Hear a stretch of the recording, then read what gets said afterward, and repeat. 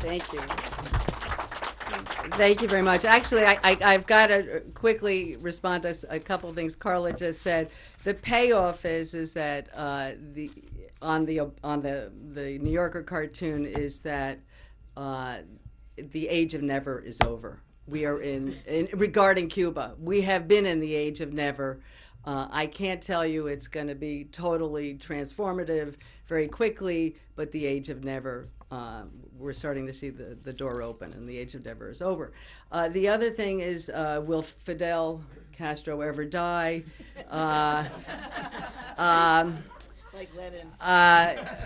Well, there's been certain points in the writing of this book that I certainly thought that I was going to go first. And anyway, let me just thank you all for coming. Thank you, Carla and Politics and Prose, for having me. And I know this is Columbus Day, and so you could be doing all kinds of Colombian things. All right. Anyway, that's kind of apt. For those of you who don't know, that Christopher Columbus not only discovered the United States, or whatever our hemisphere, on the way he stopped by in Cuba. He actually stopped in a little town called Baracoa, which happens to be my favorite place in Cuba. It's out on the eastern tip, actually above Guantanamo. I bet you all know about Guantanamo, right? One place Americans know about, Guantanamo. Well, just on the north of that is this incredibly special little place called Baracoa, where three rivers meet on a mountain and go into the ocean, and that is where Columbus landed, and I guess eventually got here. Anyway, there's another auspicious date that just happened on October 10th, is known as Cuban independence, or famous for an expression, el grito de Yara, the cry of Yara, and that was the very beginning of the first independence war. And Cuba has had, you may think there's been just contentious politics, post-Kennedy or post-Fidel Castro. There have been contentious politics with Cuba from the gate. From the Spanish arriving, it was a very, very rough, some would say, savage colonial period, and the independence wars did not go quickly. They took a long time. There was a 10-year war, and then many people will tell you that, or many Cubans will tell you that after getting rid of the Spanish, they then inherited very quickly the United States as a kind of, not quite a colonial power, but certainly a surrogacy in the view of many Cubans. So it's been a long go for them. But I want to tell you a little bit about this book. Let me just tell you, because I think I need to clarify a few things. When I was asked to write this book, Fidel Castro, we thought, was, on his deathbed. And I was asked to write, basically, they said, a brief meditation on the death of Fidel. I want you to know that was in August of 2009, I believe, 2006. So over 3 years ago, I was to do a brief meditation on the death of Fidel. They said just a little, 40,000 words, and you'll only, just go to Miami. You'll go to Havana for the funeral, and then you'll get some reaction in Miami. Well, around a year into this project, we didn't have a funeral, and anyway, this has sort of become, I call this, it's sort of Fidel Castro's own little epic. I refer to it as the Fideliad. What I learned is that we are in a new age, and Fidel Castro, who has just been blessed by the gods in so many ways, in so many extraordinary gifts and talents, and it's quite tragic that he will leave the legacy he does, having been given so many gifts, is that he did, one of his other pieces of luck was that he got incredibly sick, you could almost say mortally ill almost, in the age of tremendous medical advances. And I call this almost the Ariel Sharon school of dying.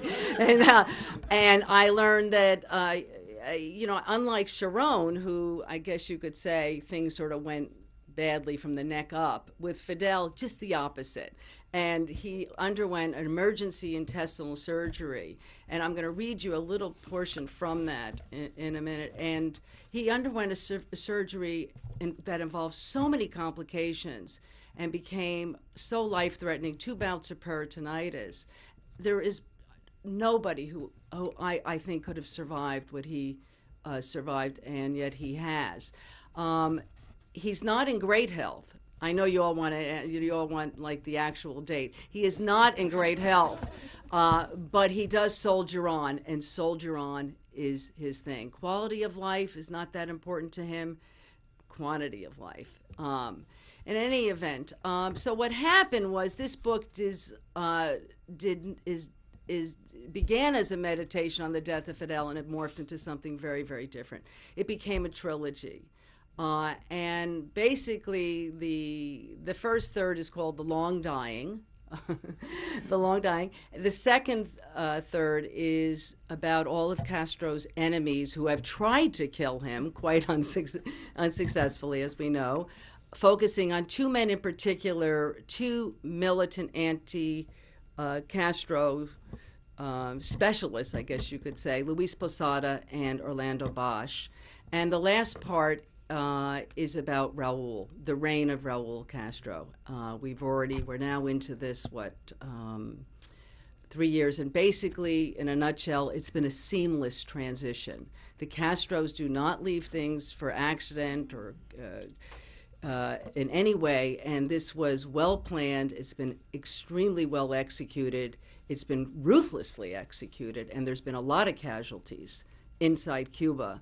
And we can talk about that in a little bit. I thought I'd just read just a little bit to set the stage on what we thought was Castro's last day, and then go into a couple of other things. The first chapter is The Pursuit of Immortality. The dying began on July 27th, 2006. It was not scheduled, nor was it supposed to end this way.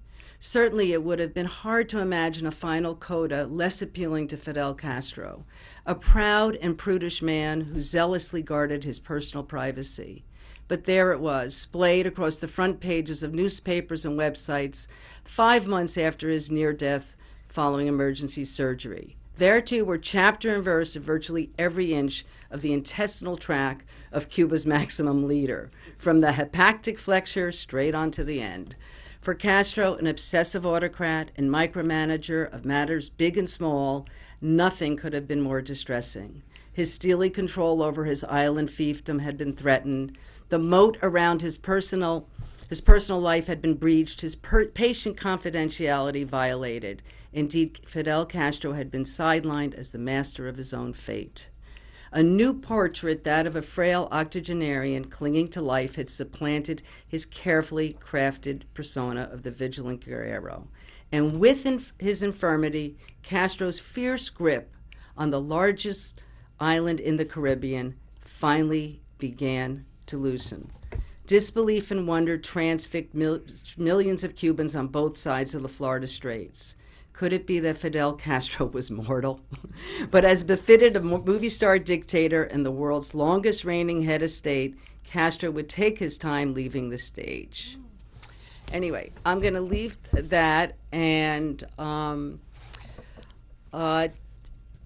we can go do a couple of things. You can ask me questions. I know a lot of people have specific topics, or I can talk about, it depended whether you want to hear more about Fidel, or would you like to hear more about Raul or U.S.-Cuban relations. One of the things I would like to say is that a lot of people think we've gone from Fidel to Raul, which we have.